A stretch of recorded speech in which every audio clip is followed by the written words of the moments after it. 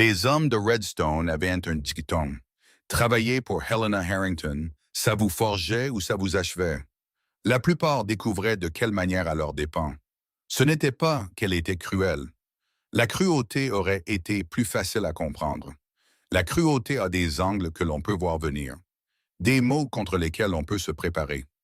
Helena était tout autre chose. Elle était précise, exigeante. Elle attendait des autres exactement ce qu'elle exigeait d'elle-même, c'est-à-dire tout, toujours, sans se plaindre. Et comme la plupart des hommes ne pouvaient pas atteindre ce niveau, la plupart des hommes ne restaient pas. Cela faisait 3 ans qu'elle dirigeait seule le ranch de Red Crest. 3 ans que son père, Edmund Harrington, ne pouvait plus arpenter la terre qu'il avait passé sa vie à bâtir. L'attaque était devenue sans bruit, comme les pires choses le font toujours, un mardi matin ordinaire, alors qu'il se versait son café. Et c'est Helena qui l'avait trouvé. C'est aussi elle qui avait décidé, durant les longues heures silencieuses qui ont suivi, que personne en dehors de ces murs ne saurait jamais à quel point la situation était grave. Redstone ne devait pas savoir. Les créanciers ne devaient pas savoir. Les hommes qui travaillaient la terre et les marchands qui la fournissaient ne devaient pas savoir. Car au moment où ils sauraient qu'Edmund Harrington était fini, ils décideraient que le ranch de Red Crest était fini aussi. Et Helena préférait s'épuiser à la tâche plutôt que de laisser cela se produire. Alors, elle est devenue le ranch. Chaque décision, chaque négociation, chaque conversation difficile que son père avait l'habitude de gérer, elle a tout absorbé sans broncher. Elle a appris à regarder des hommes 2 fois plus âgés qu'elle droit dans les yeux et à parler d'un ton qui ne laissait aucune place à la discussion. Elle a appris que la douceur, même un petit moment de faiblesse, était quelque chose dont les gens se souvenaient et qu'ils utilisaient. Alors elle l'a mise de côté, l'a enfermée quelque part au fond d'elle, dans un endroit calme, et s'est dit qu'elle ne lui manquait pas. Les ouvrières qui travaillaient à Red Crest la respectaient, c'était une certitude. Mais le respect et le confort sont 2 choses différentes, et personne à Red Crest n'était jamais vraiment à l'aise. Ils faisaient leur travail, prenaient leur salaire et gardaient une distance prudente. Certains duraient une saison. Quelques-uns parvenaient à tenir une année complète. Aucun d'eux ne restait plus longtemps sans trouver une raison de partir. Elle ne courait jamais après eux, ne leur demandait jamais pourquoi ils partaient. Elle se contentait de poster l'annonce à Redstone et d'attendre le suivant. Gideon Cobb répondit à l'annonce un mercredi matin, à la fin du mois d'octobre. Helena était près de la clôture quand il est arrivé, inspectant une section de poteaux qui s'était déplacée après la dernière grosse pluie. Mais elle entendit le cheval avant de voir l'homme, un son régulier, sans hâte, le genre de son qui appartenait à quelqu'un qui n'était jamais pressé d'arriver nulle part. Ou elle ne leva pas les yeux tout de suite. Elle avait appris que lever les yeux trop vite donnait aux gens l'impression qu'on les attendait. Elle n'avait pas attendu Gideon Cobb. Personne n'attendait Gideon Cobb. Quand elle se tourna enfin, elle trouva un homme debout à une distance respectueuse de sa clôture, chapeau à la main, attendant sans impatience visible. Il devait avoir dans la trentaine, mince de cette façon, qui vient du vrai travail plutôt que du manque de nourriture, avec une quiétude en lui qui était immédiatement inhabituelle. La plupart des hommes qui venaient pour un travail de ranch arrivaient avec quelque chose à prouver. On pouvait le voir dans la posture de leurs épaules, la façon dont ils tenaient leur menton. Cet homme, lui, semblait avoir déjà prouvé tout ce qu'il avait à prouver et avoir depuis longtemps cessé de s'en soucier. « Helena Harrington », dit-il. « Pas Mademoiselle Harrington, pas Madame, juste son nom, énoncé simplement comme un fait. »« C'est exact, » dit-elle. « Gideon Cobb, j'ai vu votre annonce. » Elle le regarda comme elle le regardait tout, directement, sans adoucir son regard. « Vous avez de l'expérience avec le bétail? »« Oui. »« Le travail de clôture? »« Oui. »« Je ne dirige pas un ranch facile. »« Je ne suis pas venu chercher de la facilité, » dit-il. Il n'y avait aucune performance là-dedans, aucune tentative de l'impressionner. Il a dit cela de la même manière qu'il aurait pu commenter la météo, comme si c'était simplement une vérité qui devait être dite, et rien de plus. Helena avait interrogé suffisamment d'hommes pour savoir quand quelqu'un lui disait ce qu'elle voulait entendre. Ce n'était pas le cas ici. Pourtant, elle l'engagea pour une période d'essai de 2 semaines, comme elle le disait à tout le monde. La plupart des hommes traitaient la période d'essai comme une audition, travaillant plus bruyamment que nécessaire, s'assurant qu'elle remarquait chaque tâche accomplie. Gideon travaillait comme si elle ne le regardait pas. Ce qui, se disait-elle, était la seule raison pour laquelle elle se surprenait à le regarder plus que d'habitude. Il était méthodique, sans hâte, mais jamais lent. Il a réparé la ligne de clôture avec laquelle elle se battait depuis une semaine en un seul après-midi. Non pas en forçant, mais en prenant le temps de comprendre pourquoi elle s'était déplacée en premier lieu. Elle avait observé de loin, les bras croisés, se disant qu'elle vérifiait simplement l'avancement des travaux. Au souper ce premier soir, les autres ouvriers parlaient et plaisantaient comme le font les hommes quand la journée de travail est terminée. Mais Gideon s'assit au bout de la table, mangea son repas et écouta plus qu'il ne parlait. Mais quand le vieux Perch, le plus ancien ouvrier de Red Crest, un homme de peu de mots lui-même, dit quelque chose à voix basse sur le temps qui changeait, Gideon hocha la tête et répondit d'une manière qui fit rire Perch. Un vrai rire, le genre de rire qu'Helena n'avait pas entendu de la part de Perch depuis plus longtemps qu'elle ne pouvait s'en souvenir. Elle détourna le regard avant que l'un d'eux ne remarque qu'elle regardait.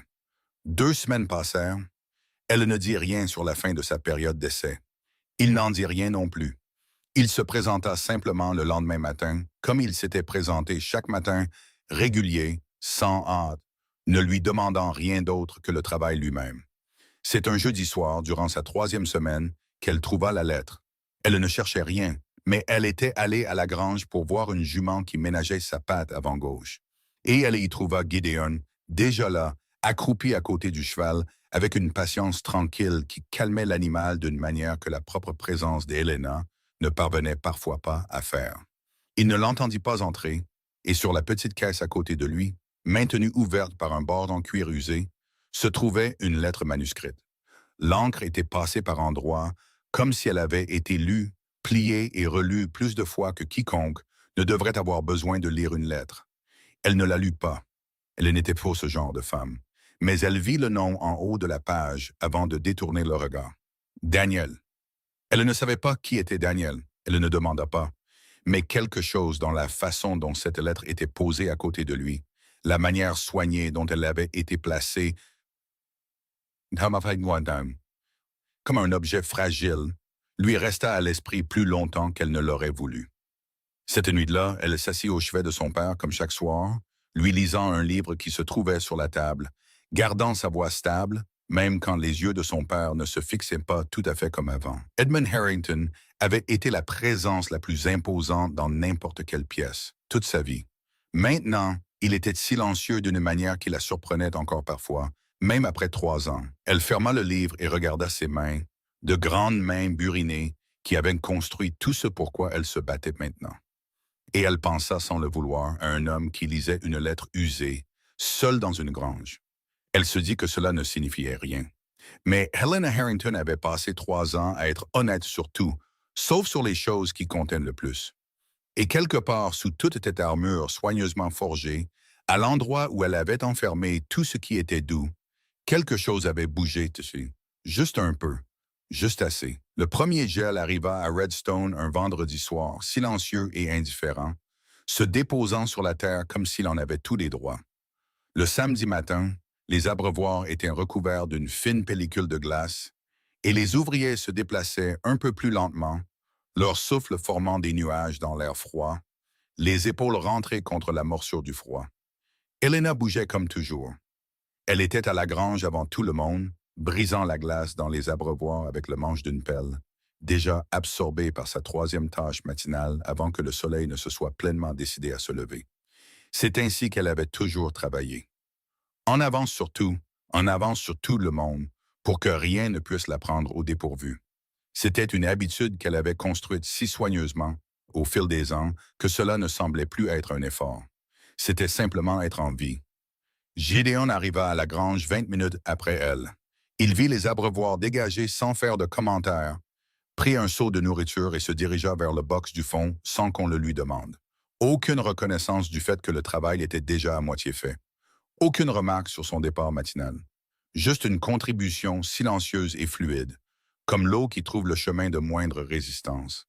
Cela la troubla d'une manière qu'elle ne pouvait pas tout à fait nommer. La plupart des hommes reconnaissaient son effort, même sans le vouloir.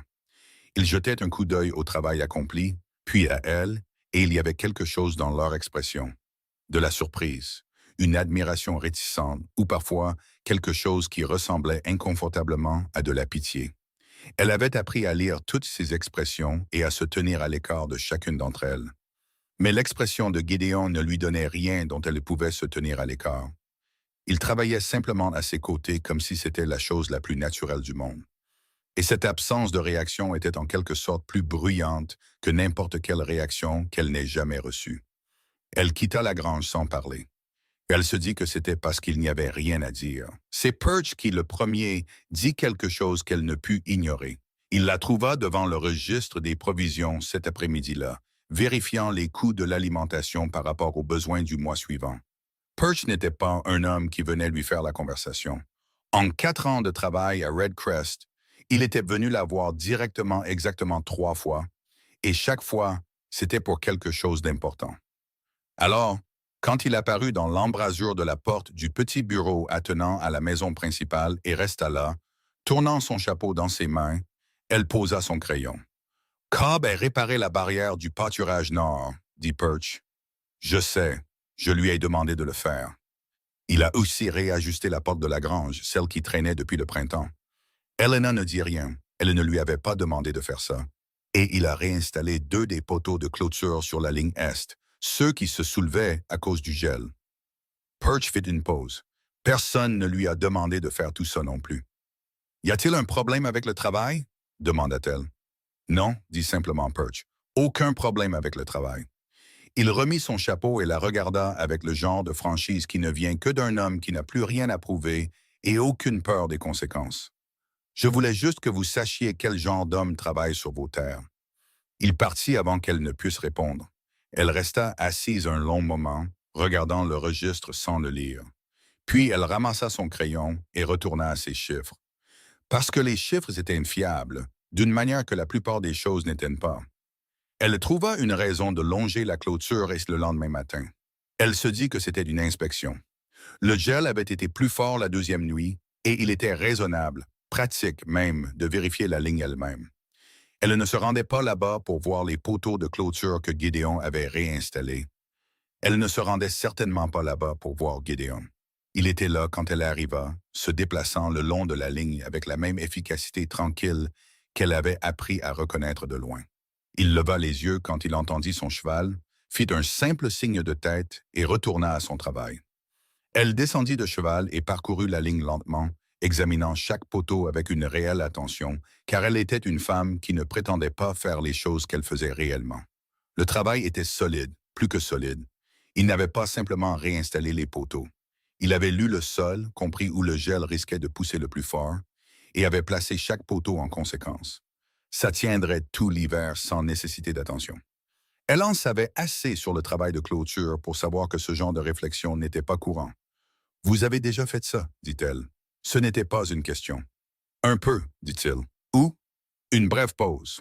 Pas inconfortable, exactement, plutôt comme un homme mesurant ce qui était vrai par rapport à ce qui était nécessaire de dire. Au Kansas, dit-il finalement. J'ai eu une exploitation là-bas pendant un moment. Au passé. Elle le remarqua mais ne poursuivit pas. Vous êtes parti, dit-elle. Oui. Pourquoi? Il se redressa et la regarda alors. Pas sur la défensive, pas de manière évasive, mais avec une ouverture constante qui était en quelque sorte plus difficile à affronter que l'une ou l'autre de ces choses ne l'aurait été. Parfois, un endroit cesse d'être ce qu'il était, dit-il. Il n'y a rien d'autre à faire que de le reconnaître et de passer à autre chose. C'était une réponse prudente, pas malhonnête, mais pas complète non plus. Elle reconnut cet art de dire quelque chose de vrai tout en protégeant la vraie chose. Elle le faisait d'elle-même depuis 3 ans. Elle remonta sur son cheval et retourna vers le ranch sans rien dire de plus. Mais quelque part au fond de son esprit, à l'endroit qu'elle réservait aux choses auxquelles elle ne voulait pas penser directement, elle retourna lentement ses mots. Parfois, un endroit cesse d'être ce qu'il était. Elle comprenait cela plus qu'elle ne voulait l'admettre. Les ennuis arrivèrent, comme souvent, de la direction où elle s'y attendait le moins. Son nom était Randall Moore. Il dirigeait la plus grande exploitation de bétail concurrente au nord de Redstone, une vaste et prospère propriété qui absorbait discrètement de plus petites ranches depuis près d'une décennie. Il n'était pas un méchant comme les histoires en ont parfois besoin. C'était simplement un homme pratique avec beaucoup d'argent et l'habitude d'acquérir les choses que d'autres peinaient à conserver. Il était venu à Red Crest une fois auparavant, il y a 2 ans, avec une offre d'achat. Elena avait refusé sans discussion. Il avait hoché la tête agréablement et était parti, et elle avait compris à sa manière de partir que la conversation n'était pas terminée, seulement reportée. Il arriva un mardi après-midi de novembre avec 2 de ses hommes et une expression de préoccupation polie qui n'atteignait pas ses yeux. Elena le rejoignit à la barrière. Mademoiselle Harrington, dit-il en touchant son chapeau, je passais par Redstone. J'ai pensé m'arrêter pour présenter mes respects à votre père. Mon père ne reçoit pas de visite, dit-elle. Quelque chose traversa le visage de Moore, rapide et contrôlé, mais elle l'a attrapé. J'ai entendu dire qu'il n'allait pas très bien, dit-il prudemment. Rien de grave, j'espère. Il va bien, dit-elle. Merci de votre sollicitude. Moore regarda par-dessus son épaule vers la maison principale avec une expression qu'elle avait vue sur des hommes qui calculaient quelque chose. Puis il sourit, un sourire net et étudié, et la regarda de nouveau. Vous faites un travail remarquable ici, Helena. Vraiment, diriger une exploitation de cet étal-sol n'est pas une mince affaire. Il fit une pause juste assez longue pour que le mot seul s'installe dans l'air entre eux. Mon offre d'il y a 2 ans tient toujours. Mieux qu'à l'époque, en fait. Ma réponse aussi tient toujours, dit-elle. Il soutint son regard un instant, puis hocha la tête de la même manière agréable qu'il y a 2 ans. Bien sûr. Eh bien, transmettez mes amitiés à votre père. Il fit demi-tour avec son cheval et ses hommes le suivirent sur la route vers Redstone. Elena les regarda jusqu'à ce qu'ils soient hors de vue. Puis elle se retourna et trouva Gédéon debout près de la grange, une tarière à la main, regardant la route avec une expression qu'elle n'avait jamais vue sur lui auparavant. Pas de la colère, exactement. Quelque chose de plus calme et de plus réfléchi que la colère. Leurs regards se croisèrent brièvement. Il regarda de nouveau le sol et reprit son travail. Elle resta à la barrière un moment de plus que nécessaire. Ce soir-là, elle s'assit avec son père plus longtemps que d'habitude. Edmund avait un de ces jours de clarté, ses yeux suivant ses mouvements dans la pièce, sa bouche tentant parfois des formes qui ne se transformaient pas tout à fait en mots. Ces jours-là, elle lui parlait plus que les jours difficiles, remplissant le silence avec les affaires de ranch, l'état du troupeau, les petites réparations qui avaient été effectuées. Elle ne lui parla pas de la visite de Moore. Elle ne lui parlait jamais de Moore. Mais ce soir, pour la première fois depuis longtemps, elle se retrouva à court d'affaires de ranch à rapporter. Et dans ce silence, avant qu'elle ne puisse l'arrêter, une pensée d'un tout autre genre surgit. Elle pensa à un homme qui avait eu une exploitation au Kansas et qui n'en avait plus, qui réinstallait des poteaux de clôture que personne ne lui demandait de réinstaller et réparait des portes de grange qui traînaient depuis le printemps, qui s'asseyait au bout de la table et écoutait plus qu'il ne parlait, et qui avait réussi à faire rire Perch d'une manière qu'elle n'avait pas entendue depuis des années, qui portait une lettre avec un nom dessus sur lequel elle ne s'était pas renseignée et auquel elle ne pouvait s'empêcher de penser. Elle regarda de nouveau les mains de son père, ces grandes mains silencieuses qui avaient autrefois connu chaque centimètre de cette terre, et elle ressentit quelque chose qu'elle ne s'était pas autorisée à ressentir depuis très longtemps. Pas de la faiblesse, pas du sentimentalisme, juste la solitude particulière d'une personne qui a été forte si longtemps qu'elle a oublié ce que c'était que de s'appuyer sur quoi que ce soit. Elle souffla la lampe et resta assise dans le noir un moment. Dehors, quelque part près du dortoir, elle pouvait entendre le faible murmure des ouvriers s'installant pour la nuit. Elle ne distinguait pas les mots, mais elle reconnut la voix de Gédéon parmi eux, basse et sans hâte, comme toujours. Elle écouta plus longtemps qu'elle n'aurait dû, puis elle se leva, redressa les épaules comme elle le faisait toujours, et alla se coucher. Mais le sommeil mit plus de temps que d'habitude à venir. Et quand il vint, ses rêves furent plus calmes qu'ils ne l'avaient été depuis des années, plus doux sur les bords, moins comme une femme se préparant au prochain coup dur, et plus comme quelqu'un qui avait, sans vraiment le décider, commencé à déposer un fardeau. Elle ne savait pas encore ce que cela signifiait, mais quelque chose en elle, quelque chose de vieux, de prudent et de très, très fatigué, soupçonnait qu'elle était sur le point de le découvrir. L'hiver s'installa sur Redstone comme il le faisait toujours, sans excuse, sans cérémonie. juste un resserrement progressif de l'air jusqu'à ce que le froid soit simplement la condition de toute chose. Le ranch de Red Crest bougeait avec lui. Le rythme du travail changeait en hiver. Plus lent à certains égards, plus urgent à d'autres.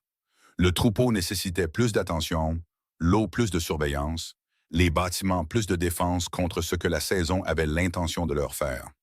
Elena gérait tout cela avec la même précision qu'elle apportait à tout, ajustant et redistribuant le travail parmi ses hommes avec une efficacité qui ne laissait aucune place à la confusion. Gideon était à Red Crest depuis un peu plus de 2 mois maintenant. Elle avait cessé de le considérer comme un employé à laisser quelque part vers la 6e semaine, bien qu'elle ne l'ait pas dit à voix haute. Elle n'avait pas dit grand-chose à voix haute à propos de Gideon Cobb. Mais le ranch tournait différemment avec lui, plus fluidement en quelque sorte, de manière difficile à attribuer à une seule chose qu'il faisait. C'était plus la qualité de sa présence que la quantité de son travail. Il avait une façon d'absorber la tension plutôt que d'en ajouter. Et dans un ranch où la tension était de la condition ambiante depuis 3 ans, ce n'était pas une mince affaire. Ce à quoi elle ne s'attendait pas, c'est que cette qualité commence à l'affecter directement. Cela s'est produit progressivement, comme la plupart des choses qui comptent, pas en un seul instant, mais dans l'accumulation de petits moments que l'on ne reconnaît que plus tard comme ayant eu une signification. C'était le matin où il lui a apporté du café sans qu'on le lui demande, le posant sur le poteau de clôture à côté d'elle alors qu'elle examinait le décompte du troupeau, et s'éloignant avant qu'elle ne puisse décider de le remercier ou de lui dire qu'elle n'en avait pas besoin. Elle l'a bu. Il était exactement à la bonne température. Elle n'a pas demandé comment il savait comment elle le prenait. C'était de l'après-midi où elle se disputait avec un marchand de Redstone au sujet du prix d'une fourniture qui avait été discrètement augmentée sans discussion. Et elle se retourna pour trouver Gédéon debout juste à portée de voix, n'intervenant pas, n'offrant rien, juste présent d'une manière qui donnait étrangement l'impression de se tenir sur un sol solide.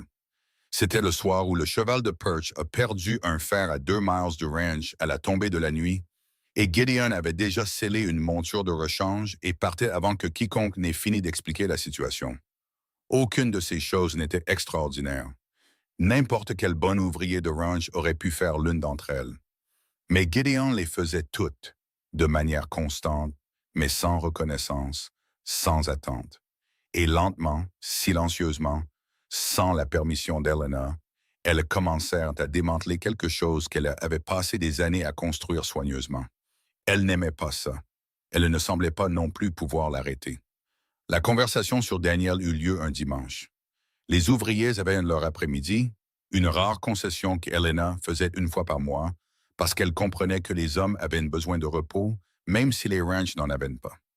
La plupart d'entre eux allèrent à Redstone. Perch s'assit sur les marches du dortoir et sculpta du bois. Gideon resta, ce qui la surprit, et passa la première partie de l'après-midi à faire de petites réparations dans la sellerie que personne n'avait prévues. Elle le trouva là quand elle vint voir le cheval de son père. C'était un vieux hongre gris qu'Edmund avait élevé depuis qu'il était poulain et qu'Helena ne pouvait se résoudre à vendre, aussi pratique que cette décision aurait pu être. Gideon était en train de huiler une bride quand elle entra. Il leva les yeux, hocha la tête et retourna à son travail. Elle s'occupa du gris, et pendant un moment, il n'y eut que le silence de la sellerie, l'odeur du cuir, de l'huile et de l'air froid passant sous la porte. Et c'était le moment où elle s'était sentie le plus à l'aise à l'intérieur d'un bâtiment depuis plus longtemps qu'elle ne pouvait s'en souvenir. Elle n'avait pas prévu ce qu'elle allait dire ensuite. C'était la seule explication qu'elle ait jamais trouvée pour justifier ses paroles. La lettre, dit-elle, celle dans la grange. Le nom dessus était Daniel. La main de Gideon s'immobilisa sur la bride juste un instant. Puis il continua à travailler. Et quand il parla, sa voix était la même que toujours, égale, sans âde, et comme celle d'un homme qui avait fait de la paix avec la chose qu'il s'apprêtait à dire. « Mon fils, dit-il. » La sellerie était très silencieuse. « Il est mort, dit Gideon. Il y a 4 ans. Il avait 6 ans. » Il fit une pause, et dans cette pause se trouvait tout le poids de quelque chose qu'aucune patience ou constance ne pouvait alléger. La fièvre est venue vite. Le médecin n'a pas pu faire grand-chose. Une autre pause. Ma femme, elle n'a pas pu rester au ranch après ça. Trop de lui dans chaque recoin. Je comprenais ça. Nous avons essayé pendant un moment, mais certaines pertes changent si complètement la forme d'une personne que ce que vous étiez ensemble ne convient plus. Il posa la bride et regarda ses mains. Elle est partie vivre avec sa sœur dans le Missouri. J'ai vendu l'exploitation et j'ai commencé à bouger. Elena ne dit rien pendant un long moment. Dehors, le vent passait sur le toit de la sellerie avec un son bas et creux. « Je suis désolée », dit-elle finalement, et elle le pensait de la manière dont les gens le pensent quand désolé est entièrement insuffisant, et qu'ils le disent quand même, parce qu'il n'y a tout simplement rien d'autre. Gideon hocha la tête une fois. « La lettre est la dernière qu'il m'a dictée », dit-il doucement. Il apprenait juste ses lettres. Il voulait écrire à son grand-père, mais il n'arrivait pas encore à gérer tous les mots. Alors il m'a dit quoi dire et je l'ai écrit. Un bref silence, Wama. Je ne l'ai jamais envoyé. Ça ne me semblait pas juste de l'envoyer après. Elena regarda le vieux hongre gris, ses yeux patients et anciens, et sentit quelque chose lui traverser la poitrine qu'elle n'aurait pas pu nommer si elle avait essayé. « Mon père a eu une attaque, dit-elle, et c'était la première fois qu'elle prononçait ces mots clairement à quelqu'un en dehors du ranch. Il y a 3 ans, il ne peut plus diriger le ranch, il peut à peine parler. Elle garda les yeux sur le cheval. Personne à Redstone ne sait à quel point c'est grave. J'ai fait en sorte que ça reste ainsi, parce qu'au moment où ils le sauront, tout ce que mon père a construit deviendra quelque chose sur lequel les gens se sentiront le droit d'avoir des opinions, et je ne le permettrai pas. » Gideon ne dit rien.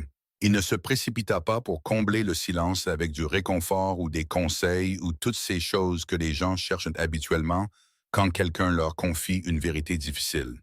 Il la reçut simplement, comme il recevait tout, sans broncher, sans détourner le regard. « C'est une chose lourde à porter seule, » dit-il finalement. « Oui, dit-elle simplement. « Ça l'est. » Ils restèrent un peu plus longtemps dans la sellerie, sans parler. Et c'était le moment le plus honnête qu'Elena Harrington ait eu avec un autre être humain en 3 ans. Cela ne ressemblait pas à de la faiblesse. Cela ne ressemblait pas à la perte de quelque chose. Cela ressemblait, de manière inattendue et presque effrayante, à l'opposé. Moore revint en décembre. Cette fois, il ne s'embarrassa pas de politesse au sujet de son père. Il vint avec un avocat, une liasse de documents et la confiance particulière d'un homme qui croyait avoir trouvé un levier. Quelque part, Elena ne découvrit jamais exactement où. Il en avait appris assez sur l'état d'Edmund pour être certain que Redcrest était plus vulnérable qu'il n'y paraissait. Il posa son offre sur la table dans le salon de la maison principale et observa son visage avec des yeux attentifs. Elena regarda les documents sans les toucher. Puis, elle regarda Moore. « Qui vous a parlé de mon père ?» dit-elle. « L'information circule dans une ville comme Redstone, » dit-il agréablement. « C'est vrai, admit-elle. Et autre chose aussi. » Elle se leva. « J'aimerais que vous quittiez ma propriété. » Elena, Monsieur Moore. Sa voix était la même voix qu'elle utilisait depuis 3 ans, celle sans aspérité ou s'accrocher, sans aucune souplesse. Vous êtes assis dans ma maison avec des documents que je n'ai pas invités et des informations que vous avez obtenues sans mon consentement. Vous allez partir maintenant ou je demanderai à chaque homme de ce ranch de vous y aider. Moore la regarda un long moment. Puis il rassembla ses documents et se leva. « L'offre ne restera pas sur la table indéfiniment, dit-il. »« Je sais, dit-elle. Je ne vous le demande pas. » Elle le raccompagna elle-même jusqu'à la porte et le regarda s'éloigner à cheval. Et cette voix, quand elle se retourna, Gideon n'était pas près de la grange. Il se tenait sur le porche, juste derrière elle, assez près pour qu'elle manque de lui rentrer dedans. Elle leva les yeux vers lui. « Depuis combien de temps êtes-vous là ?» dit-elle. « Assez longtemps, dit-il. Et puis, parce que Elena Harrington avait été seule avec quelque chose de trop lourd pour une seule personne pendant 3 ans, et parce que Gideon Cobb était le premier homme qu'elle ait jamais rencontré, qui n'avait pas besoin qu'elle soit autre chose que ce qu'elle était exactement, elle fit quelque chose qu'elle n'avait pas fait depuis le matin où elle avait trouvé son père sur le sol de la cuisine. Elle laissa échapper une longue et lente respiration et ferma les yeux, juste un instant. Gideon ne dit rien. Il ne tendit pas la main vers elle, n'offrit pas de mots qui auraient été déplacés, aussi bien intentionnés soient-ils. Il resta simplement où il était, solide, sans hâte et présent, et la laissa vivre pleinement ce moment. Quand elle rouvrit les yeux, il était toujours là. « Merci, dit-elle doucement. »« Il n'y a pas de quoi me remercier, dit-il. Mais ils savaient tous les deux que ce n'était pas tout à fait vrai. Le printemps arriva à Red Crest comme il arrivait toujours dans cette partie du territoire. Lentement d'abord, puis d'un seul coup, la terre passant du gris et durcit à quelque chose de plus doux et plein d'intention, presque du jour au lendemain. Edmund Harrington connut une bonne période en mars, plusieurs semaines où ses yeux étaient clairs plus souvent qu'à leur tour, et ses mains retrouvaient une partie de leur ancienne fermeté. Helena lui lisait des histoires tous les soirs, et les meilleures nuits, il lui serrait la main 2 fois quand elle finissait un chapitre, ce qui était le signal qu'ils avaient convenu entre eux. Cela signifiait qu'il voulait qu'elle continue. Un de ces soirs, elle lui parla de Gideon. Pas tout, juste les grandes lignes. Qui il était, comment il travaillait, quel genre d'homme il s'était avéré être. Edmund écouta avec ses yeux clairs. Et quand elle eut fini, il la regarda un long moment et lui serra la main 1 fois, ce qui était le signal qui signifiait qu'il comprenait. Elle ne savait pas à quel point il comprenait, mais c'était suffisant. Gideon lui demanda de se promener avec lui un soir d'avril, quand le dernier gel avait quitté le sol et que l'air avait cette qualité particulière qu'il n'a qu'au printemps, propre et plein de quelque chose de non-dit. Ils longèrent la clôture du pâturage est, celle qu'il avait réinstallée en octobre, et les poteaux se tenaient exactement comme il les avait placés. Solides, droits, imperturbables face à tout ce que l'hiver leur avait jeté. Il ne fit pas de discours. Il n'était pas ce genre d'homme. Il s'arrêta simplement de marcher au poteau d'angle, se tourna vers elle et dit « Je ne vais nulle part, Helena. Je veux que vous le sachiez, sauf si vous me le demandez. » Elle le regarda. Cet homme calme, patient, profondément humain, qui avait perdu tout ce qui comptait et trouvait encore le moyen de se présenter chaque matin sans amertume. Et elle sentit la dernière parcelle de quelque chose de vieux, de protecteur et d'épuisant, relâcher enfin son emprise sur elle. « Je ne vous le demande pas, dit-elle. » Il hocha la tête et le coin de sa bouche bougea de la manière dont il le faisait quand il s'autorisait quelque chose qu'il ne s'autorisait généralement pas. Elle tendit la main et prit la sienne. Pas de façon dramatique, sans aucune des cérémonies que le moment aurait pu justifier dans un autre genre d'histoire. Juste un geste simple, délibéré, sans hâte, comme tout ce qu'il faisait. Et il referma ses doigts sur les siens comme si c'était la chose la plus naturelle du monde. Ils restèrent au poteau d'angle alors que le soleil se couchait sur le ranch de Red Crest et que la terre s'étendait autour d'eux dans toutes les directions, vaste et honnête, et pleine de tout ce qui restait à faire. Ils se marièrent en juin. Une petite cérémonie, juste les ouvriers et quelques personnes de Redstone que Helena avait laissé approcher au fil des ans au point de les considérer comme des amis. Perch fut le témoin de Gideon. Edmund Harrington était assis sur une chaise sortie de la maison principale, portait sa belle veste et regardait sa fille avec des yeux clairs et pleins. Quand le prêtre eut fini et que Gideon la regarda, constant, sans hâte et entièrement lui-même, Helena sentit quelque chose vers quoi elle réalisait qu'elle s'était dirigée depuis très longtemps sans le savoir. Pas la fin de quelque chose, mais le commencement. Ils construisirent ensemble après cela. Le ranch, la vie et le langage particulier que 2 personnes développent quand elles ont toutes deux survécu à des épreuves et se sont choisies. Gideon apprit chaque centimètre de Red Crest comme il apprenait tout, patiemment, minutieusement, avec un profond respect pour ce qui l'avait précédé. Helena apprit lentement et sans fanfare ce que c'était que de déposer quelque chose à la fin de la journée au lieu de le porter toute la nuit. Edmund s'éteignit à l'automne de cette année-là, tranquillement dans son propre lit, avec Helena à ses côtés. C'était le genre de fin qui était aussi une sorte de miséricorde. La terre qu'il aimait était toujours là, produisant toujours, entre les mains de gens qui comprenaient ce qu'elle lui avait coûté. Elle l'enterra sur la crête est, là où il avait toujours dit que la vue était la meilleure. Gideon se tenait à ses côtés et lui tint la main pendant tout ce temps. Le printemps suivant, Helena trouva une vieille lettre dans la sellerie, celle avec le nom de Daniel dessus, posée là où elle était toujours, usée sur les bords, lue plus de fois que le papier n'est censé l'être. Elle la laissa où elle était. Certaines choses méritaient leur place. Ce même printemps, elle annonça à Gideon qu'il y aurait un enfant d'ici l'hiver. Il resta très immobile un instant, l'immobilité particulière d'un homme recevant quelque chose qu'il avait cessé de s'autoriser à espérer. Puis il la regarda avec une expression qu'elle n'avait jamais vue sur lui auparavant, et pour laquelle elle n'a jamais vraiment trouvé de mots depuis. Ils appelleront le garçon Edmund Daniel Cobb. Il avait les mains de son grand-père. Si vous aimez les histoires qui prennent leur temps, où l'émotion se construit lentement et où les personnages semblent réels, d'autres vous attendent d'ici. Chacune est différente. Chacune en vaut la peine.